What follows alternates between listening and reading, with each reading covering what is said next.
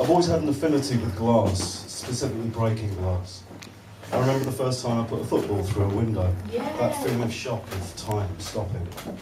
It just grew after that, augmented on the week of the 3rd anniversary of my father's sudden death from a heart attack when I was 8. My father had been the intermediary between journalists and print unions on the newspapers under Robert Maxwell, and it killed him. I was watching television, I was 11 by now, and I turned and saw all the windows of the glass house outside where my mum kept the freezer and her morning glory plants. And I turned and I saw all of the windows of the glass house shatter simultaneously. It wasn't until a split second later that my ears registered the sound, this inner ear sound, and I ran into the front room to find that all of the front windows of our house had been blown out as well. The IRA exploded a car bomb outside us on the 17th of October 1981, in which the Lieutenant Sir Stuart Pringle had his leg blown off. I think the death of my father and the bomb cracked me a little. It was difficult not to feel that my life had become a permanent siege from shock, and I think I melded with the glass a little at that point. Something in me melded with it. This affinity with glass just started. When people I was scared of came into rooms, light bulbs would shatter. I was once so angry with someone that I focused all of the anger onto a wine glass and it split in a perfect circle under the rim in front of me. It felt like I could vibrate in time with the glass. I was that in tune with shock. Glass is sand that's been heated. Sand is shells. The world of shells is a real world according to Jewish myth. In the Kabbalah they call it the klipot. There are lots of definitions of this, but to use an analogy, it's like having seen life as a coin with only one side, and then suddenly the coin gets flipped. According to the myth, the klipot are abortions or failed attempts at creation, but they still have life. You can take this literally, meaning that there are demons walking among us who aren't meant to exist, or you can see it as an analogy, as failed attempts at maybe writing things or reading them out to groups of strangers. This world of shells is accessed according to occult tradition through a tunnel or portal called Dart. As soon as I read about it, I knew I had to go there the same way I knew I had to go to Manhattan or Hong Kong. As soon as I heard about it, I knew it would be an exciting and possibly dangerous adventure, especially because in occult circles, it's talked about as the place you're not meant to go. Dart is kind of a portal or stepping stone, midway between our usual world and the world of higher thinking. If you're not careful going over Dart, you slip through it into the klipot. People talk about the klipot as if it's a place to jump over on the way to enlightenment, as if it's possible to not see the dark side on your path to light. The difficulty is escaping it, I guess. People just seem to think that there's no way out from the abyss once you enter it. Jumping down the rabbit hole isn't something one should do lightly. So I'm not sure when I jumped in. I've jumped down a lot of rabbit holes. Alongside glass, I had this thing about mice and rats. A week after my father's death, I'd found a dead mouse on the sheets of my bed where I'd been sleeping, and it melded into my consciousness as well. The thing about fear is that it becomes a tool with which the devil can manipulate you, and he preys upon the vulnerable, the bereaved.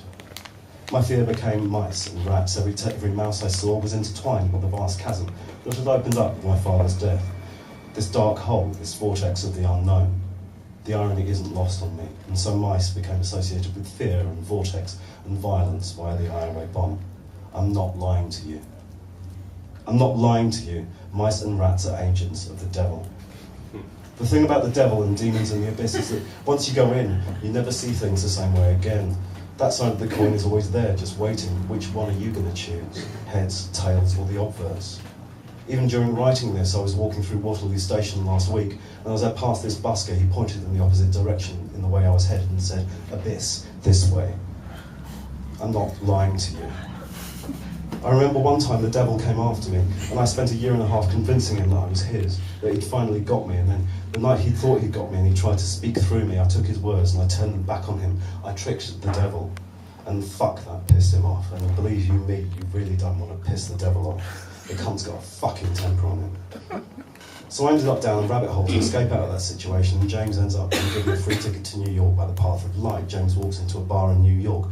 James leaves a note behind the bar saying, "You put fucking Madonna on the jukebox, you cunt." And James ends up getting a job in the bar after a call from the bar owner, one Johnny Romanek. I should say at this point that if you've never had oral sex until Johnny Romanek has gone down on you. What Johnny did with his mouth was oration as time travel. He was this authentic Manhattan gangster. "Hey Johnny, I just realised, you were in Manhattan when Stonewall erupted. What was it like?" Hell, Jimmy, none of us went there. That's where the Queens hung out. We all had Mohicans and were listening to the Stooges.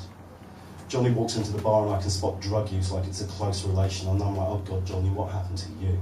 About 10 rocks a day are happening, Jimmy, maybe 20. Come up to the flat. He leads me upstairs to his flat above the bar.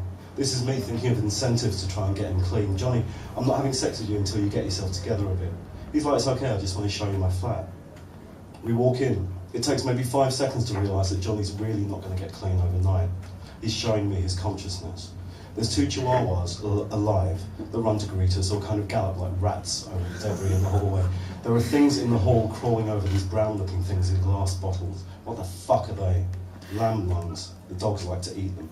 I don't think they're meant to have cockroaches in them, Johnny. The cockroaches crawl out of the jars and make their way down the hallway, which is strewn with paper covered in dog shit. Except on closer inspection, it's not paper. Well, it is paper, except it's money. The hallway carpet is covered with money. There must be over $20,000 on the floor in front of me. I'm not fucking you around, I'm not lying to you. 20,000, he estimated it'd be for me later. And dog shit and cockroaches and mice and glass. It's not that easy to escape the devil once you've got his attention. He can find the vulnerable and use them against you. Maybe you should pick up the money, John. I thought that was going to be your job, Jim boy. I think that's why they invented banks, John, you know, to put money in. Oh, fuck money. I just come up here and throw the takings from the bar on the floor. Come to the front room, I've got some great furniture.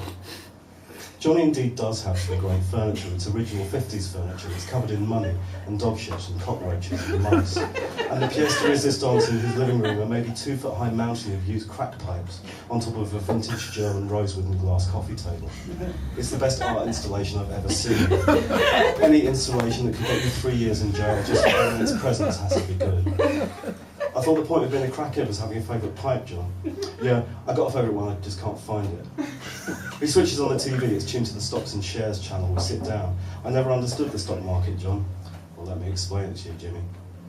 I leave later without him giving me head. In fact, he was quite the gentleman. I thought that was strange.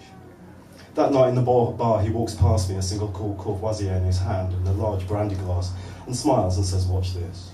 He turns to a straight couple, big black guy and tender white female, who are making out on bar stools near the door. Johnny, hey you, no fucking kissing in my bar. He turns back to me and gives me a slow, vicious wink. Black guy, hey, it's a free country, I can kiss my girl wherever I like. Johnny, not in my bar, you can't, this is a gay bar, you want fucking kissing a girl, do it outside. Black guy, I can do what I want, man. Johnny, not in my bar, get out my bar, you're 86th. Black guy, fuck you, man, I can kiss my girl wherever I like. Johnny turns and looks at me, then looks at him and says calmly, no, fuck you, man. And very slowly and deliberately picks up a bar stool and throws it right at the black guy's girlfriend. It's a really heavy bar stool. The girl gets hit right in the legs with the bar stool and doubles over, and the black guy walks over to Johnny and knocks him out in one punch, picks the bar stool up, throws it right through the plate glass window in front of the bar, and walks out, girl honoured, protected and impressed. Way to go, Johnny. He's out cold. I run up to him saying to people, I don't work here, right? As I pick him up, the cops are there instantaneously. I'm carrying Johnny out the front door as a fag near me puts on God Save the Queen on the jukebox, turns to a cop, pulls his scarf off, sprays broken glass onto the floor as he does it, saying, I don't know what happened, officer, I just didn't see anything. We get up to the flat, walk over the money. I look at Johnny, we collapse into laughter. I unbutton the fly of my jeans. Memories flutter, dregs of waste. Johnny taught me a lot during that time. How to get a free cab in Manhattan. You abuse the driver till he kicks you out of the cab. How to spend $1,500 in a night. He buys me a suit, good ecstasy, crack, champagne, cabaret, front row seats to Cabaret Studio 54, a suite in the Paramount. How to stop a junkie ODing on heroin. Get me a towel from the bar with ice in it, quick. I run to get it, panicked. The guy's out cold on the floor of the men's bathroom, needle in his vein. I run back in and give it to him. Johnny rubs it back and forth over the guy's brow. See, it don't fucking work, see? He fucking loves it, see? Thinks it's a nice feeling, right? Waking him, it's not waking him up. What you gotta do to wake him up, he says, unbuttoning the guy's jeans, is giving him a feeling he doesn't like, giving him a feeling that isn't nice, and with that he takes a handful of the guy's pubes and yanks them out really hard. The guy comes out of his coma. Johnny looks at me and says, that's how you wake up a junkie, now get the fuck out of my bar. He taught me that the laugh of the homosexual is the language of the dispossessed through the language of the black and white musical.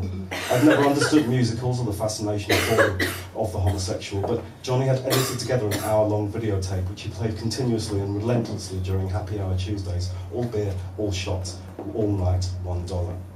The tape was an hour of the most relentless, dark, depressing sequence of people arguing in musicals. If they want to drink for cheap, they've got to be reminded why they're drunks. The bar itself, Dick's on 2nd and 12th, was a fantastic place. People would stand, buy 10 bags of coke from Paul the dealer, drink and talk about pinch-on and play pool on a blue baize pool table lit by a police car light, while listening to probably the best jukebox I've ever heard of Madonna. Everyone had their theme tune. You knew Paul had arrived when the shop was open when Ticket to Ride came on. One night, an exceptionally handsome blonde man called Greg was playing pool, and I said to him as a chat-up line, using one of my friend Andrea's lines, was that I liked pool because it was all about geometry. We chatted for a while, exchanged numbers, agreed to meet, result. After work, I walked home to the meatpacking district in the twilight down 2nd Avenue. A homeless, borderline streetwalker type lady was on the public telephone, and as I passed, she spun her head around from the receiver, looked at me and said, "It's got nothing to do with geometry."